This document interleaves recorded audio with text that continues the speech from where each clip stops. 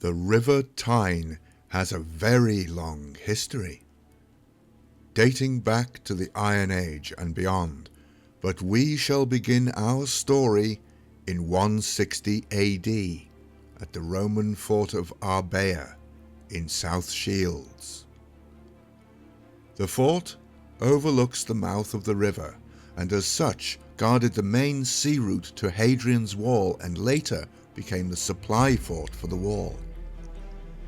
Later still it became Emperor Septimus Severus's headquarters for a Scottish invasion. It remained occupied until the 5th century.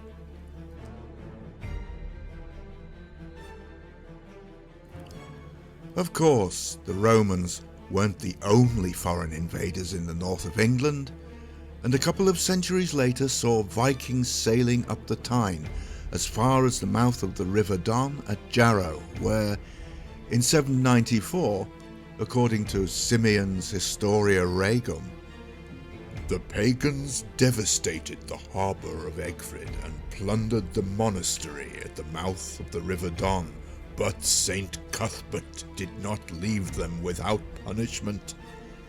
Indeed, their leader was killed by a cruel death by the English, and after a short time, the strength of the storm battered, destroyed, and pounded their ships, and the sea covered very many.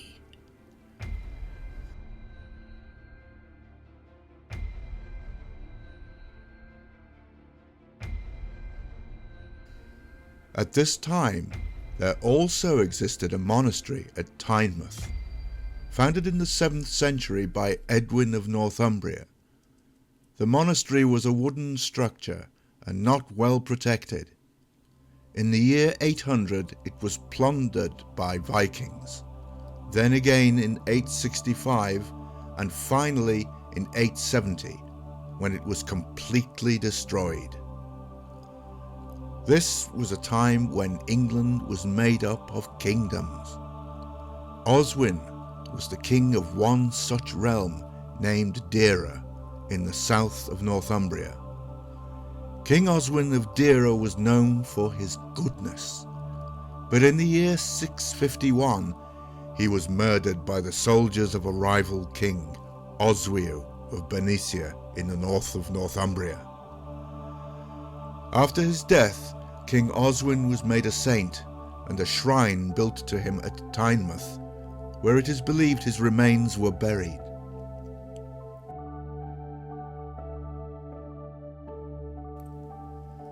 Oswin was the first, in fact, of 3 kings to be buried here. The next king was Osred II, who was only king for a year between 789 and 790. He also met a grisly death on the orders of King Ethelred, on the 18th day before the calends of October. His body was disposed of at Tynemouth. Following the final act of destruction of the monastery at Tynemouth by the Vikings in 870, we hear very little about the site until around 1074, when Waltheof II, last of the Anglo-Saxon Earls of Northumbria, granted the land along with the remains of the Church of St. Mary and the shrine of St. Oswin to the monks of Jarrow.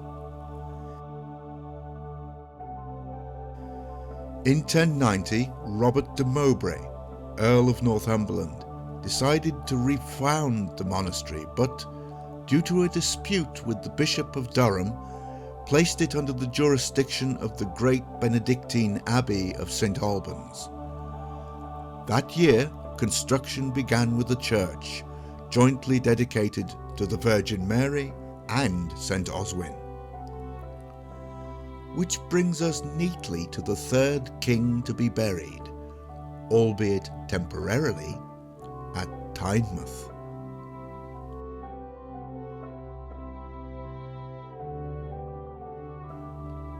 In 1093, King Malcolm III of Scotland invaded England and was killed at the Battle of Alnwick. He was initially buried at Tynemouth before being ceremoniously transferred at a later date to Dunfermline Abbey for reburial. In 1095, Robert de Mowbray revolted against the king, William II. The king and his army marched north to besiege Mowbray's stronghold. The Earl and 30 of his followers hid at Tynemouth for 6 days. Robert had a wounded leg and attempted to take sanctuary in the church but was dragged out. After a long imprisonment, it is said that he became a monk of St. Albans.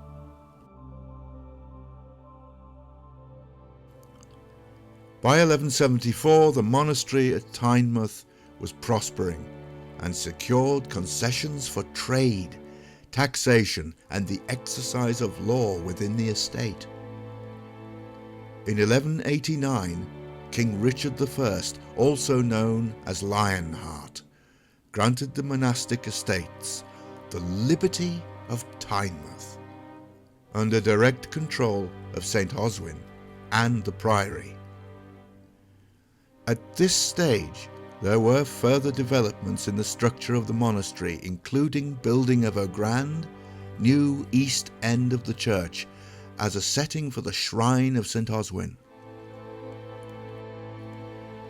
During the 13th century, the Priory was allegedly used as a place of punishment for some of the unruly monks of St. Albans, as reported in a letter written in Latin by one such monk.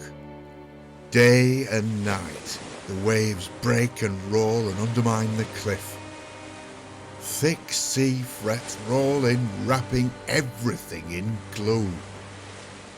Dim eyes, hoarse voices and sore throats are the consequence. No ringdove or nightingale here, only grey birds which nest in the rocks and greedily prey upon the drowned.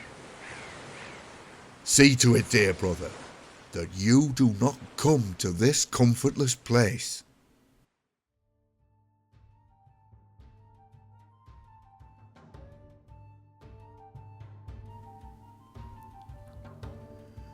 In 1296, Tynemouth received a license from Edward I to build fortifications. These fortifications, enclosing the Priory and its buildings, transformed the headland into a castle-like stronghold. Edward I was a regular visitor, and his queen, Margaret, also stayed between June and October of 1303, and again in 1304.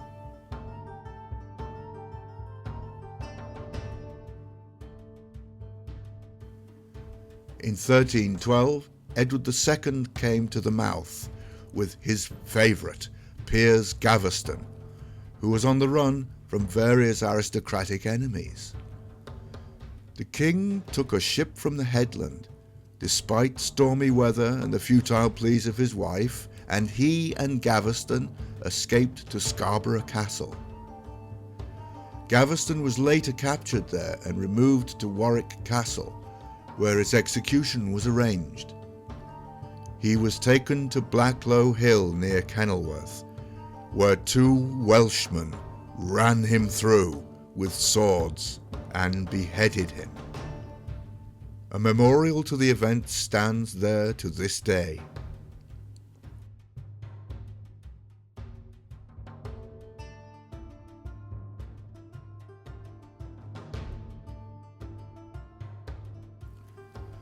After the defeat of the English at Bannockburn, government in parts of northern England broke down. The Prior of Tynemouth, Richard de Tewing, paid for a garrison of 80 men.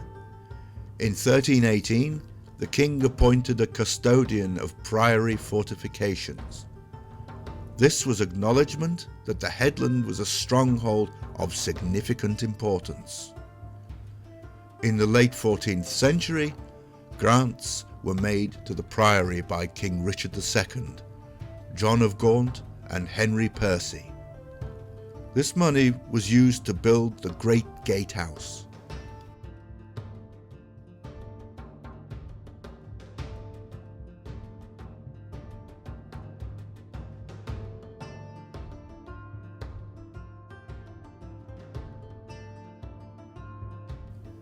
By the 16th century, Tynemouth was a rich and powerful monastery. The priors appointed in the 16th century were very well connected at court. In fact, Prior Stonewall secured independence of the monastery from St. Albans with the help of celebrated minister Robert Wolsey. Unfortunately, in 1536, before his full assault on the Catholic Church, Henry VIII's commissioners brought charges against the prior, and 7 of the monks of Tynemouth, and 3 years later, Prior Blakeney and his community signed away the deeds of the monastery and all of its possessions to the king. The commissioners took the church bell and all the gold and broke up the shrine of St. Oswin, scattering his bones. We leave our story here for now, but be sure to watch next time for more on the fate of Tynemouth Priory and Castle.